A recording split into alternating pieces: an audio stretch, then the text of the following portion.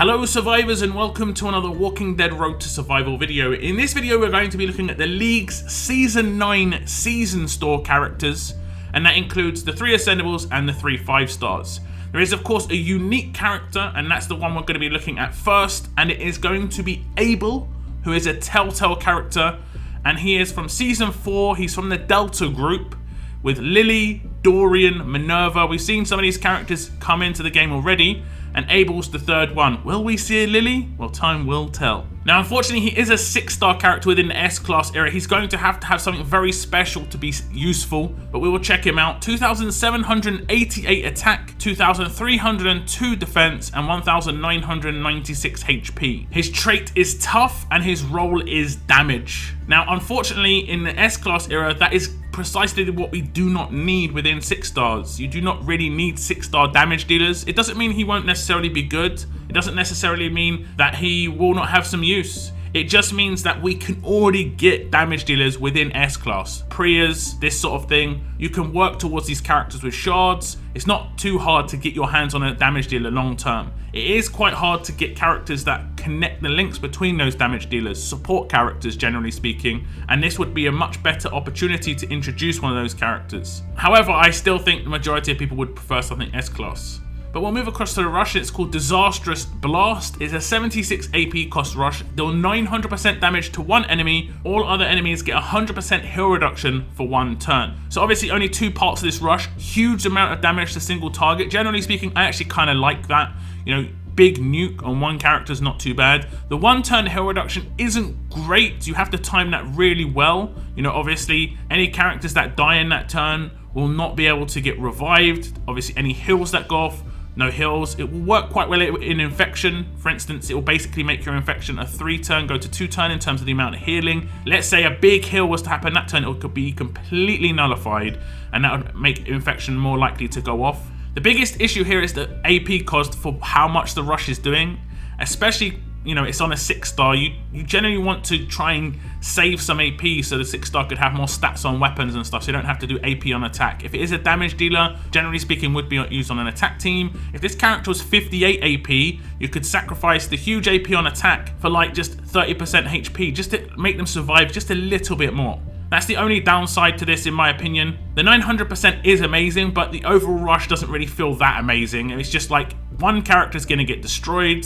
and there's a little bit of heal reduction, and that's just pretty much it. So I move across to the active skill, and it is Recover, Crosshairs and Bleed. It has an initial cooldown 3, cooldown of 3, number of uses 5. This character and one other teammate recover from Crosshairs and Bleed. So it's a bit slower than usual. Normally we get a 2-3-5 on the cooldowns, but this is a 3-3-5. It isn't that big a difference. It just means that initial cooldown obviously being a 3. You're going to have to decide between using your rush and this. Now it is a support active. If I'm honest, I'm not really a big fan of support actives on damage dealers. It is okay. Crosshairs is nice to remove. Generally speaking, not many people take revives on attack anyway, so it doesn't make that huge a difference. You'd have to actually be using a revive on your attack team, which I do from time to time. But if you're not using a revive, that Recover Crosshairs actually just means nothing. Because what happens with Crosshairs is if you have a character get killed, they just get decapped. But if they get killed and you don't have a revive, it doesn't make any difference. The Recover Bleed is okay, I guess. If you're coming up against Raulito, that bleed is heavy, so you can just recover that. If that gets lacerated, that sort of thing, that can just be nullified. However, if they have got an Angel and she has hit you with the trauma, you're going to take huge amounts of damage to recover that. So generally speaking, not an amazing active skill, not terrible. It's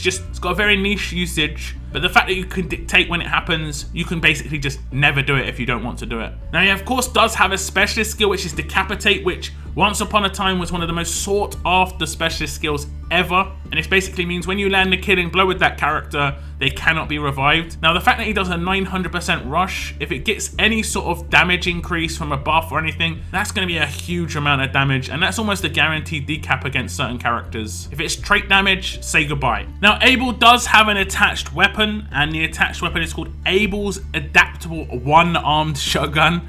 I'd like to see him reload that actually.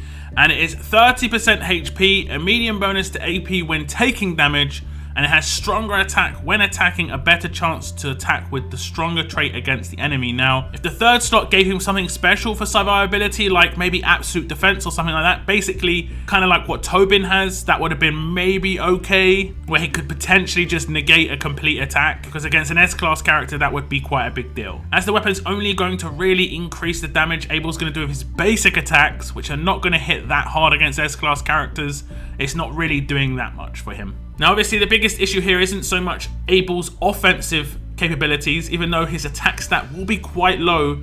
It's mainly the fact that he's not going to be able to survive for too long on an attack team. This character was kind of needed back in Season 4 when Regina was released. This was the character everyone needed at that point. A single target, high damage decap, where it wouldn't be able to just completely nuke an entire team. It would slowly go through them. It's not quick. And unfortunately we got Regina, who was terrible, absolutely terrible on attack team. She did turn out to be really good and annoying on defense teams, however. I think that was 100% not intended, but her attack team usage was just very, very bad. So unfortunately Abel's about 5 seasons too late. I am really happy that he is a Telltale character though. I am happy that I'm going to be able to just get him. Even if I don't use him, I'm most likely going to claim this character just because I am a massive Telltale fan, so massive bias here. But in terms of his usage as a character, you're going to have to be able to create a team around him. You're going to have to protect him. I've used Amber on my attack teams in the past, and basically you have to have a shield to make it so that she doesn't just get one shot on turn 1. So we're going to move across to the rest of the season store, and obviously one of the biggest talking points about Abel is that he's not an S-class character.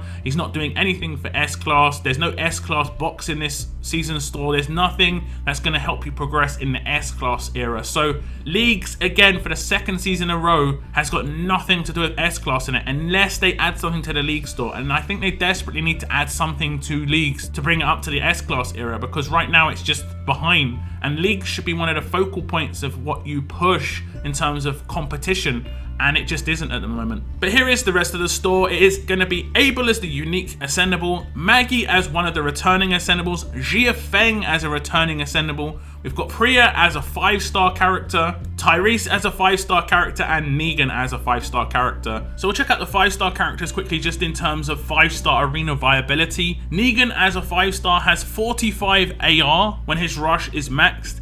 He's pretty good as a support character on a defense team. He's actually pretty decent as a leader as well, if you want to just give your character some stats.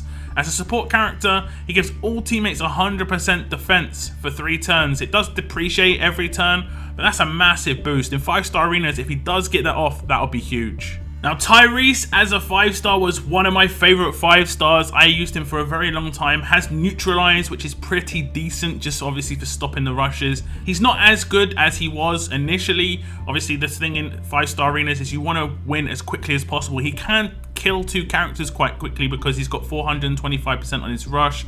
He does give attack as well to himself. He does look sick. He was one of the best looking characters in the game in terms of the double axes. They should potentially have just been like double hammers instead. That would have been kind of cool.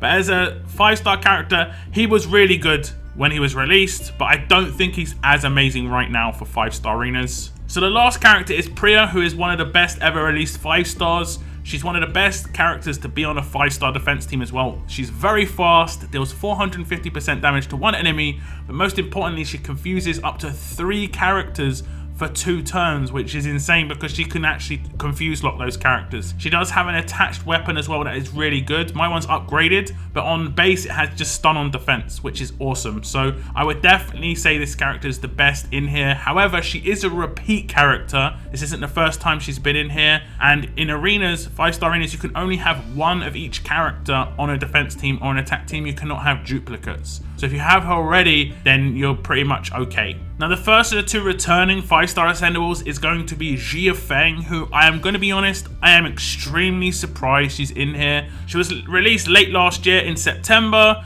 She hasn't really been out for very long. She's one of the stronger 6-star characters in the Generation 2 because she was released in the S-class era. In terms of her usability as a 6-star, I've used her quite a lot in arenas on draft, and she's great. She has exhaust on her rush, she has bleed, she has the really good weapon where you can get bleed off first turn, and you obviously that's going to stack with a laceration. So if you take her behind a Raulito, she'll lacerate Raulito 600 to 1200 and then she'll add her 500 on top. So straight away, you're gonna have a 1700 bleed on one of those characters.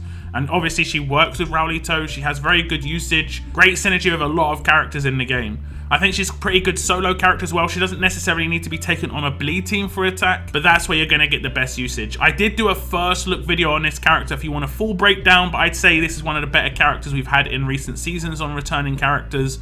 And like I said, very recently released within the S-Class era, so generally speaking, you know she's going to be great. That Lacerator is the key aspect of her build, and I'd say, for me, this is kind of going to be an instant pickup. And the second returning ascendable and the last character in the season store is going to be Maggie, and unfortunately Maggie wasn't great. She was obviously a legacy character. She did become a 6-star, and she was a 5-star for a very long time. One of my favorite 5-star characters. She is a specialist command, that's the best thing about her.